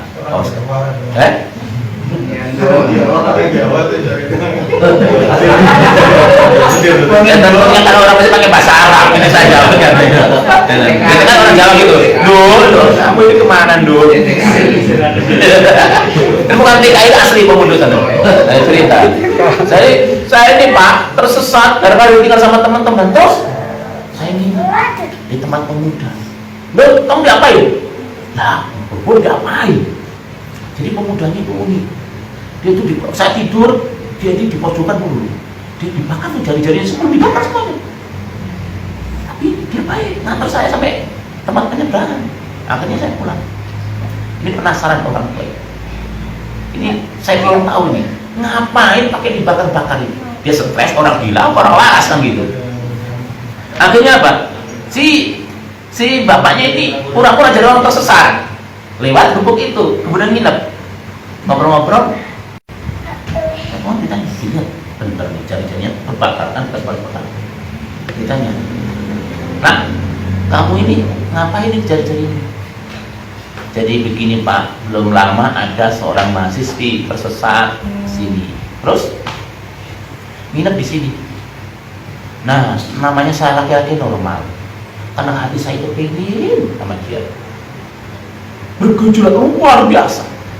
Nah, untuk meredamkan supaya ini nggak gejolaknya luar biasa, supaya saya merasakan siksaan neraka, maka saya bakar. Saya bakar wow, baru dibakar pakai lampu begini sudah sakitnya luar biasa. Bagaimana neraka? Reda nafsu saya. Nafsu bergejolak lagi saya bakar. Saya bakar. Terus sampai 10-10-nya. Tuh, saya bakar itu supaya saya nggak berzina. Sebab saya ini laki-laki normal, dia wanita cantik, orang kota, mahasiswi, saya orang kampung Pak. Nah saya juga takut dosa, tapi hati juga pengen. Gitu. Sampai jadi kagum kan dia kan, luar biasa. Akhirnya dia pulang, nah, saya kasih alamat. Kapan datanglah ke kota ini ada ongkos. Dan benar karena dia itu seorang laki-laki yang baik, nggak ikat janji, nggak insya Allah doang kan. Kalau kan insya Allah, ngajilah di rumah sakit insya Allah doang nggak datang. Enggak, orang mati nggak ada. Ini mah tempat yang insya Allah langsung berangkat nih. Bila insya Allah datang. Begitu kagetnya belum. Si bocah ini yang kemarin nginep di tempat saya. Kata orang tuanya, nah saya ini belum pernah melihat seorang pemuda yang lebih takwa kepada Anda. Maukah engkau saya nikahkan dengan anak saya? Masya Allah. Saya tuh pengen kayak begitu.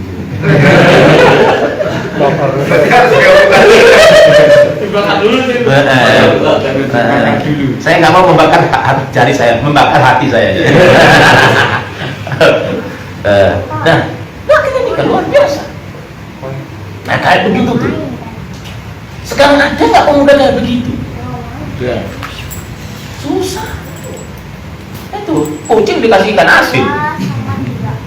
Nah, di antara orang yang tadi mendapat pertolongan dari Allah adalah pemuda yang digoda oleh wanita yang cantik. Dia mengatakan ini Allah. Sebagaimana Nabi Yusuf alaihissalam. Nggak mau juga. Dan di zaman sahabat Umar bin Khattab juga ada. Ini cerita asli, sahih kita. Di zaman ada seorang pemuda yang rajin ibadah, selalu sholat di belakang Umar bin Khattab. Nah, terus rupanya ada nenek-nenek yang naksir dia untuk dijodohkan sama cucunya. Cuma cara akhirnya nenek-nenek itu nah kamu dengan itu, oh dia ganteng, dia maco, dia kayak saja jamrong.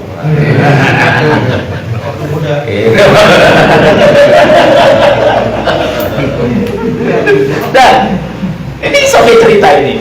Akhirnya si nenek-nenek itu pura-pura. Nah, minta karena Allahnya. Kenapa? Tolong peraskan susu kambing saya sudah tua. Nyampe di dalam ternyata bukannya suruhnya meras susu kambing, digoda sama cucunya. Wah, tapi nggak mau dia, digoda nggak mau. Akhirnya apa? Dia teriak-teriak. Nenek terus. Wah, ada orang yang mau menzinai keluarganya. Akhirnya orang-orang pada datang, mukulin pemuda tersebut. Mukulin. Nah, sahabat Umar tahu, ini pemuda yang rajin sholat di belakang saya. Ada apa ini? Dia itu mau memperkosa. Ntar dulu, pandu. Sumpah sahabat Umar kan firasatnya juga tinggi. Kayak nggak mungkin. Ditanya, ini gimana? Ayo, sidang dulu. Apa ini? Kenapa kamu ini? Enggak, saya ini tadi lewat. Ada nenek-nenek minta tolong saya untuk memerah susu kambingnya. Ternyata saya disuruh merah yang lain. Itu supaya saya digoda oleh cucunya. Saya diajak untuk berzina, saya nggak mau. Dia teriak-teriak malah. Akhirnya orang-orang pada mukulin saya. Bukan. Kemudian dipanggil neneknya. Nenek. Bener itu. Nah, iya. Nah, pemuda kayak begini. Itu adalah orang yang mendapatkan naungan dari Allah Subhanahu wa Ta'ala. Seperti itu. Nah, ini cerita pribadi dulu. Saya lupa tahun berapa ini. Waktu zaman masih SMS. Pak Ustadz datang ke rumah dong. Ya. macan bener ceweknya, macan. Oh, Ini cerita manis. manis dan cantikannya. Oh enggak lah, saya bisa disipu. Akhirnya dia SMS terus, tahu udah nomor saya dari mana gitu ya. Akhirnya saya mau ke toko buku. Nah dulu saya itu kan hobi ke mall. Nah, itu. Waktu rambut masih panjang, masih senang kandang-kandangnya waktu itu. Saya mau ke mall mana ini? Rupanya dia itu ikut. Oh ya nanti saya apa? Saya akan ke sana juga. Waduh, gimana nih? Saya kan normal gitu. Jelas senang itu. Enggak, saya sholat dulu sebelum ke mall, sholat dulu. Sholat, saya bener sholat. Ya Allah, jangan saya pertemukan dengan perempuan tersebut, gawat ini. Coba kalau ketemu main lagi hati kan. Terus saya ke mall. Wah cepet-cepet buku, terus saya pulang. Nyampe diangkut, Mas, saya sudah di mall, Mas lagi di mana katanya? Alhamdulillah selamat saya itu. Ini kisah nyata saya.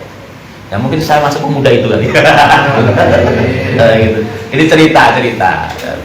Nah ini kadang-kadang memang laki-laki banyak di situ. Makanya kata Rasulullah SAW, godaan untuk laki-laki yang berat itu adalah wanita. Dan godaan wanita lebih besar daripada godaan setan. Iya toh. Kalau setan kita bayar kursilan, kalau wanita Apa? gitu. Nah, di antara itu banyak mendapat termasuk orang-orang yang berpikir kepada Allah, air matanya menangis. Menangis itu termasuk orang-orang yang mendapatkan naungan dari Allah Subhanahu wa Ta'ala. Begitu. Mungkin ada lagi pertanyaan? Sudah masuk buka belum? Kita santai-santai aja puasa. Kopi juga nggak ada. Ada lagi silakan pertanyaan tentang Salman Al Farisi. Kalau nggak ada, mudah-mudahan ini pertemuan ini membawa barokah karena ini bulan Ramadan. Dan saya juga minta maaf kadang-kadang canda dan sebagainya itu biasa lah untuk selingan laki-laki. Itu biasa. Ustaz Nur Alam kalau kajian canda melulu itu biasa. Cuma memang saya ini sudah terkenal dengan pusat poligami di mana-mana. Jadi tentang masalah poligami nggak usah aneh dengan bahasan saya karena memang di Senen itu istri saya sudah 3 atau 4 pada ya itu tunanetra apalagi udah terkenal ya, itu udah nggak aneh biasa itu ya, nggak usah dimasukkan hati, nggak usah dicontoh. Dan mudah-mudahan ini ada manfaatnya untuk kita semuanya dan kita mudah-mudahan bisa meneruskan jejak Salman Al Farisi. Sedikit apapun peran kita harus kita perankan untuk tegaknya agama Allah. Baik itu waktu kita, tenaga kita, harta kita, ilmu kita. Syukur-syukur kalau semuanya. Dan kita punya nenek moyang yang luar biasa di mana mereka berjuang untuk Islam, bukan hanya harta yang dikorbankan, nyawanya pun dikorbankan. Itu sudah biasa, itu sudah biasa. Dan itulah mudah-mudahan kita semuanya termasuk orang-orang yang punya peran dalam Islam sehingga kita termasuk orang-orang yang dirindukan oleh surga sebagaimana Salman Al Farisi. Mudah-mudahan ada manfaatnya. Silakan MC-nya tadi mana? Ya, silakan Pak. Terima kasih Ustaz. Alhamdulillah sudah di penghujung masa majelis ilmu kita. Mari kita tutup dengan doa penutup majelis.